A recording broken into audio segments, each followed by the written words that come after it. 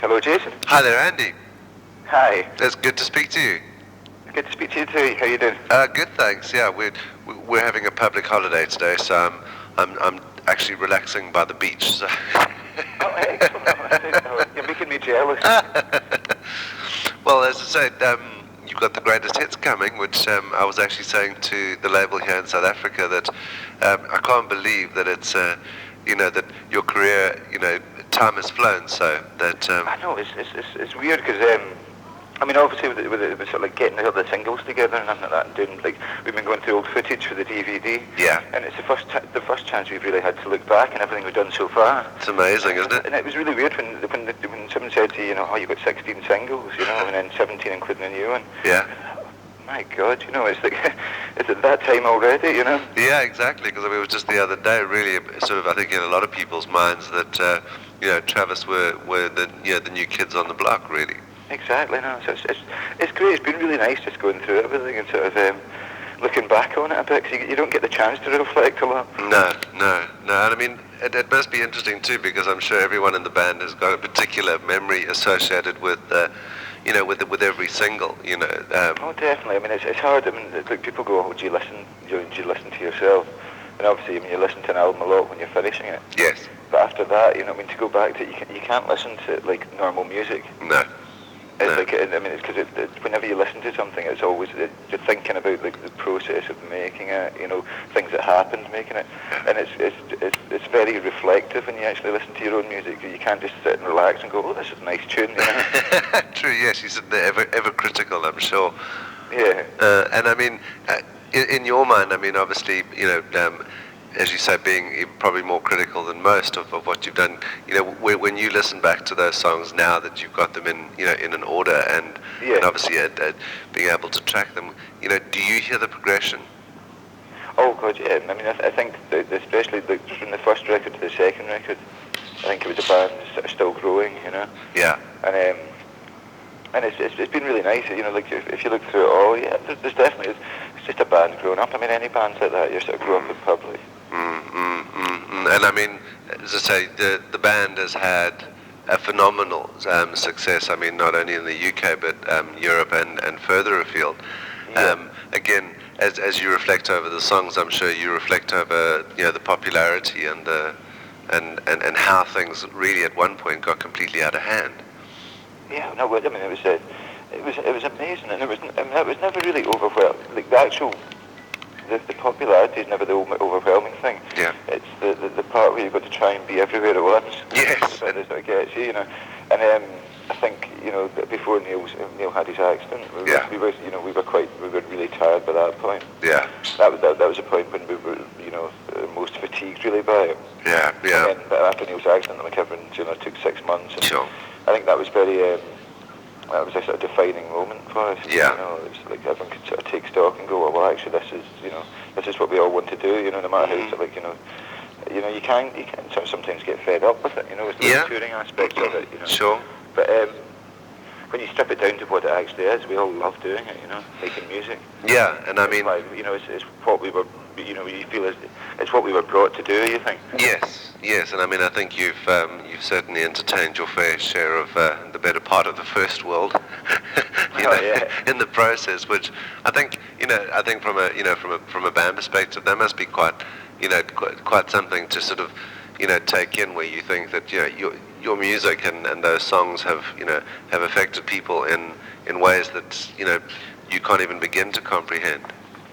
Oh no, definitely. I mean, just getting to play around the world, to me is still like amazing. I still find it mind-boggling that you'll turn up in the middle of Germany somewhere and somebody wants to hear you play. Yeah, and they know exactly who you are, and they mouth the words to every single song. I mean, it's weird, especially like you go somewhere like Japan, where they necessarily can't speak a great amount of English. Yeah. But they know all the words to the songs. Yeah. And I mean, a personal highlight for you. I mean, if you look back over it, I mean, is there anything that sort of stands out as being sort of a defining moment, for you and the band? I think the moment for me when I realised that what we'd become and the scale of it was when in 2000 when we headlined Glastonbury in Britain. Yeah. And it was like, it was one of our biggest shows. It was like 100,000 people. Sheesh. And you're just like that. Oh my God! All these people are singing your songs. Yeah. This has got quite big. Quite big, yes. And I mean, it must be. We're doing all right. You're doing it. Yeah, true. Because I mean, I'm sure at some point it must be difficult to sort of, be normal with that, because I mean, it is so unreal. Well, I mean, it's real to us now. I mean, it's what you do. So I think we continue being normal because of each other, because of our relationship. Yeah. Because we've known each other for so long before it all got crazy. Yeah.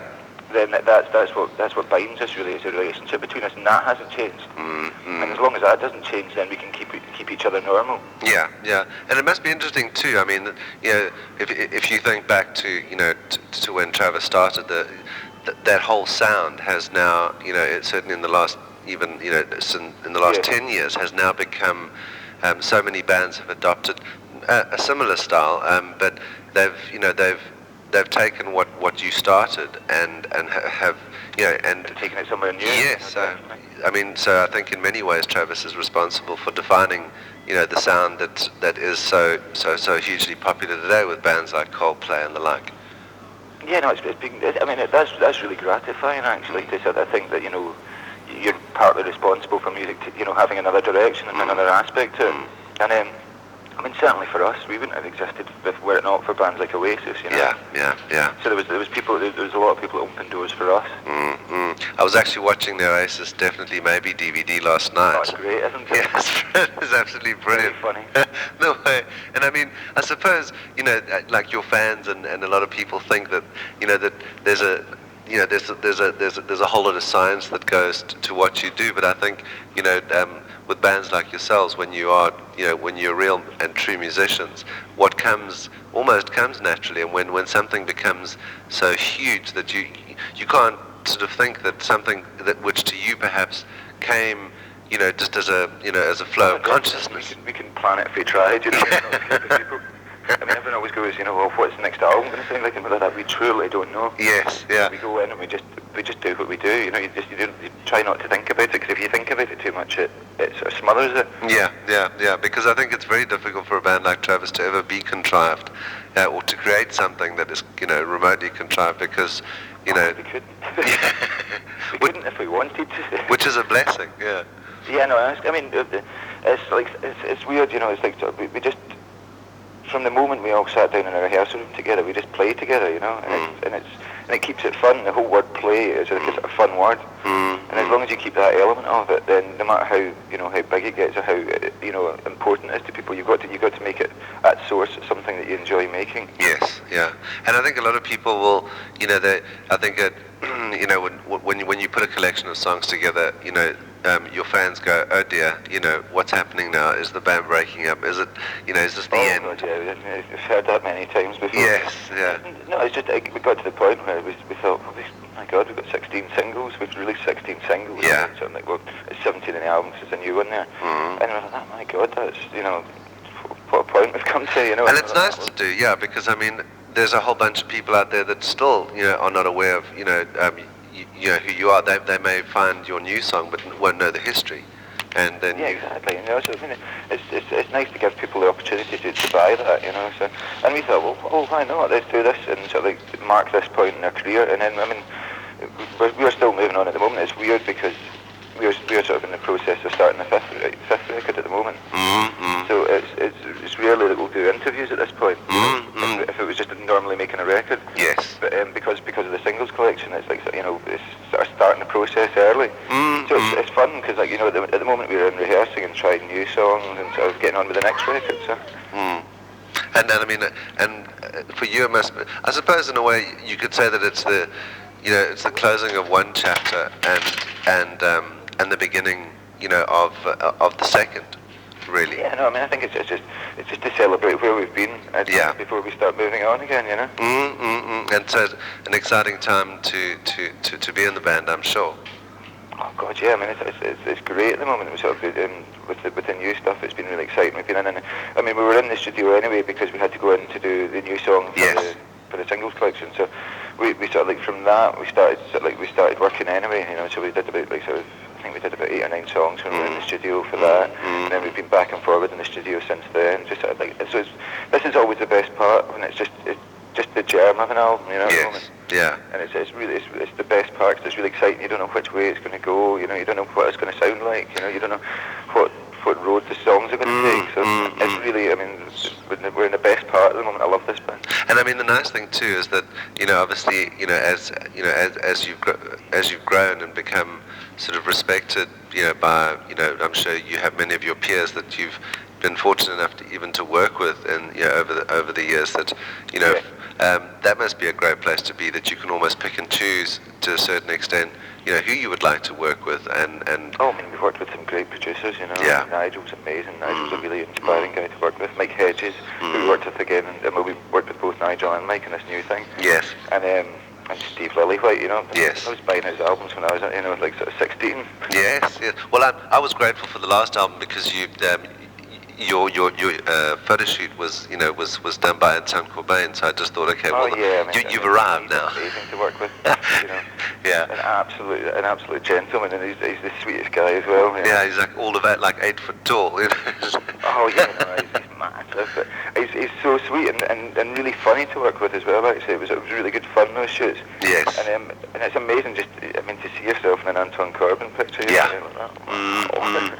Yeah, as I say, when you look at, I mean, I think what's nice about him too is that he has a great respect for the artists that he works with. So he comes to you as a fan, and you to him as a fan. So it's exactly. Yeah. I mean, you know, he wants to create the best possible image of you. You know, Yeah. that's, you know, there's no contrivance about it. He just wants to make a great image of a band, and it's really nice to sort of have that. You know, he's very ego free. Yes.